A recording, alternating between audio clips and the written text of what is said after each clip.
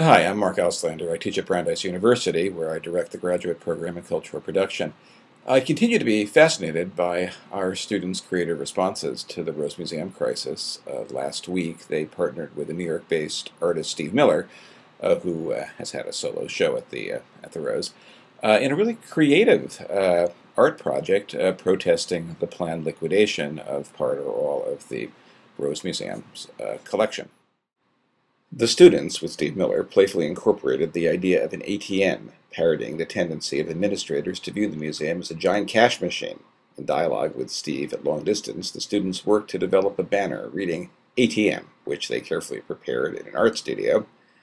Then they hung the banner across the museum's entrance and created small signs reading ATM inside, scattered across the whole campus.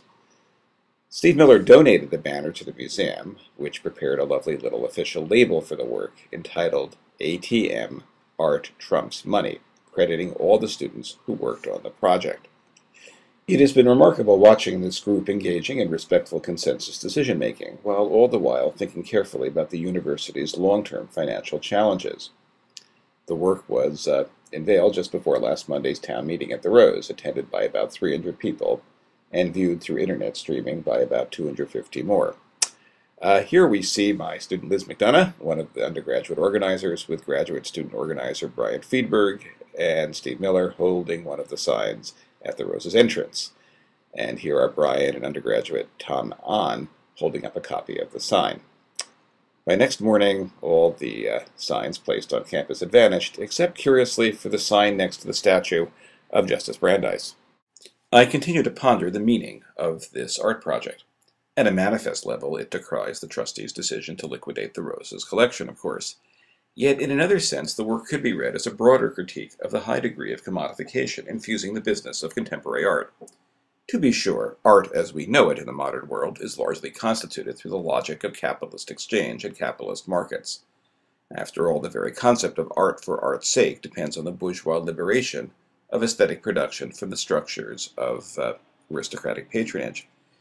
Yet there's arguably been, in recent years, a hyper-intensification of the art-capitalist nexus, so that the most prominent feature of contemporary artworks in some instances is the high price they are expected to fetch at auction. The recent financial crisis, which has partly stalled the contemporary art market, seems to be occasioning some rethinking, some salutary rethinking of this tendency.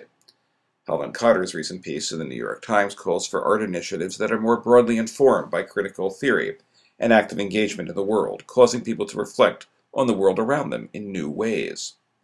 The ATM piece seems to be doing just that, taking the kind of sign seen on thousands of storefronts and juxtaposing it against the supposedly pristine exterior of a sleek art museum.